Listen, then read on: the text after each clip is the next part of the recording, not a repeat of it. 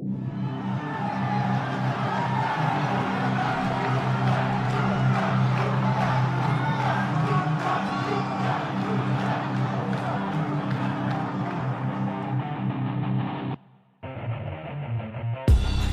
wow, best believe we got the crowd standing.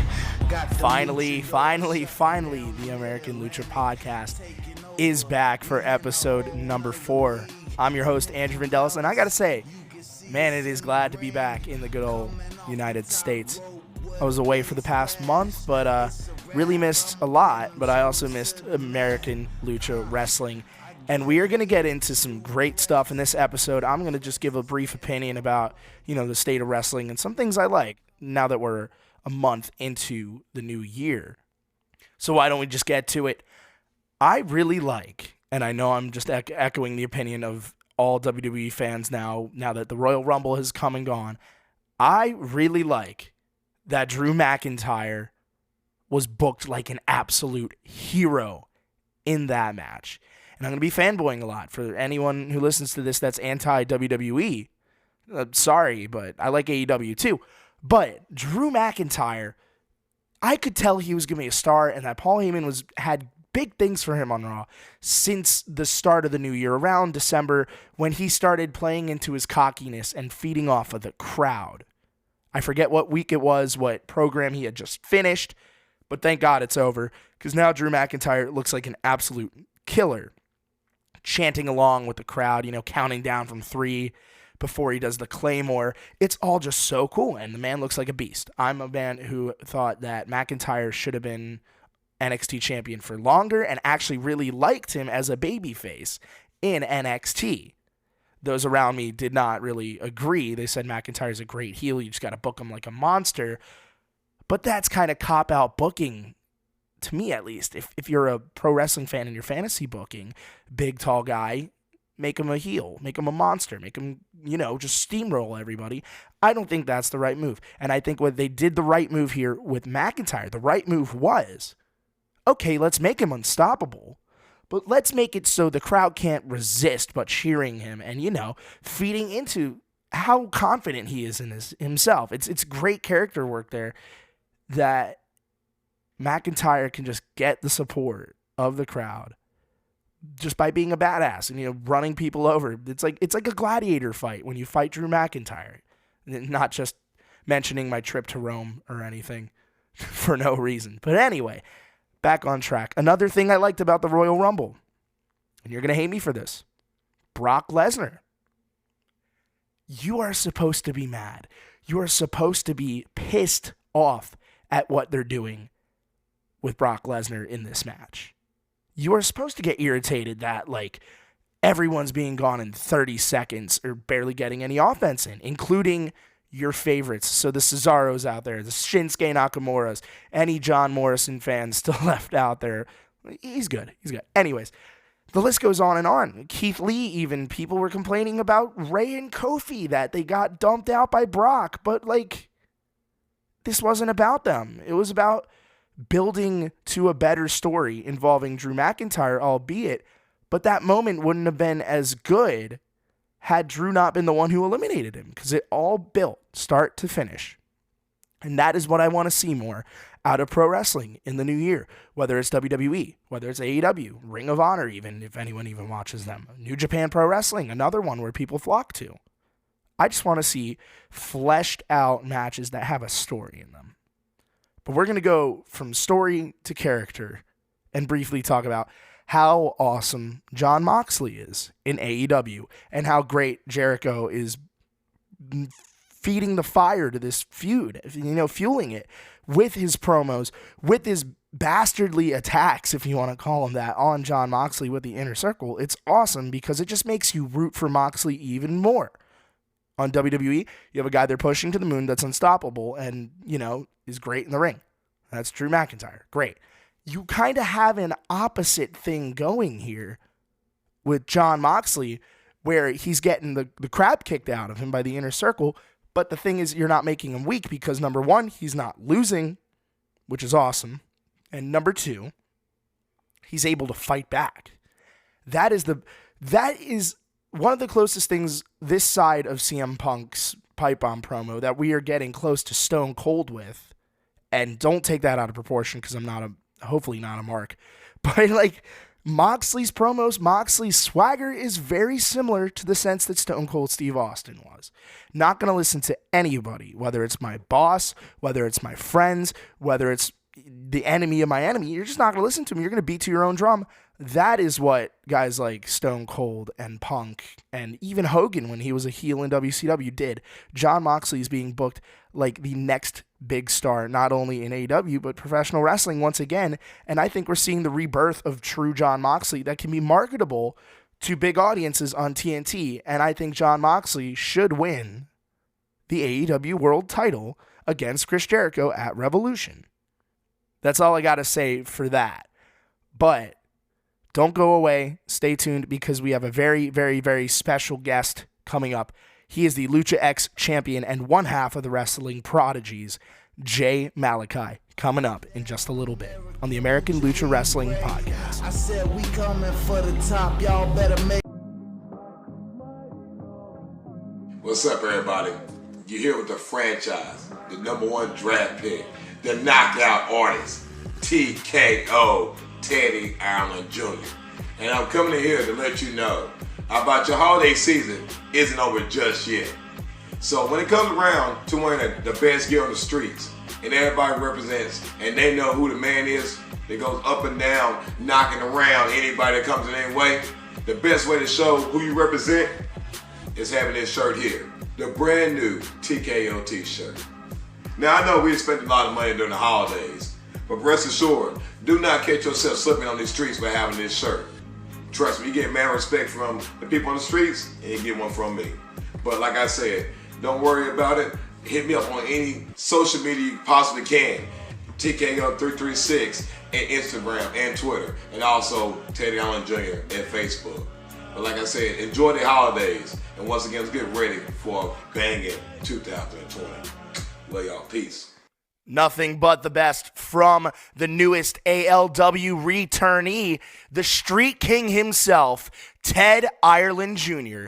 TKO Ted Ireland Jr. with his brand new Street King shirt out now on Twitter and Instagram at TKO336, and look him up on Facebook at Ted Ireland Jr.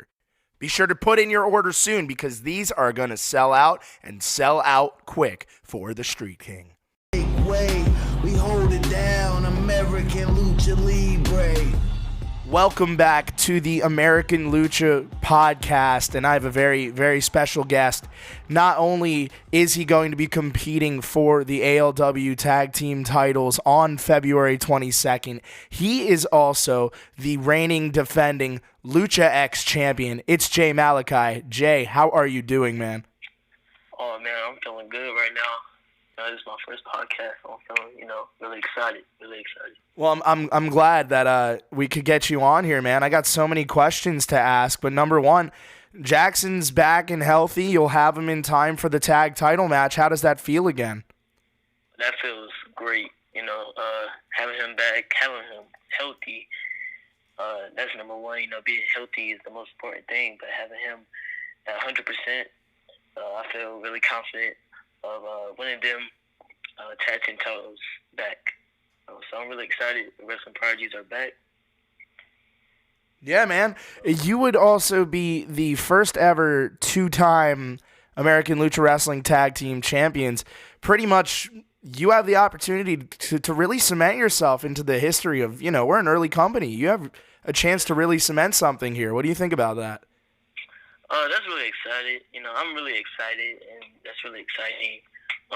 Especially, me being the youngest in American Lucha Wrestling and having, 2 titles and being 2-time tag team champions, is really, really an honor. And I'm really excited for the competition that's coming up, Yeah, man, for sure. Definitely. And speaking of competition, you are the Lucha X champion, which we talked about, and we know that we are going to be having Kent Wolf and BK Westbrook squaring off on the anniversary show for a chance at your title. But them two aside, who would you like to face? next in line? You know, who would you like to come up and step up to your Lucha X title? Oh man, this is hard. I'll probably say probably Kent Wolf. Yeah, you think Kent Wolf? Oh yeah, he's been working hard for this opportunity. He works hard anywhere he goes, and you know, I've seen him start, and I feel like it would be a great match. You know, I've taught him some of the stuff, at least some of the stuff that he knows now. So, you know, going against him would be an honor. You know, it's like going against a brother. So. Dude, you're telling me you two are very like similar styles as well, very fast paced, and that would just be one hell of a match if they gave you, you know, the enough spotlight to put it on. And you know, Andy C, Jason, if you're listening, and I know you will be, book this match. Oh yes, please. Yeah, and whether it happens after the number one contender title match or just somewhere down the line, Kent Wolf versus Jay Malachi is bound to be a match to see in the future.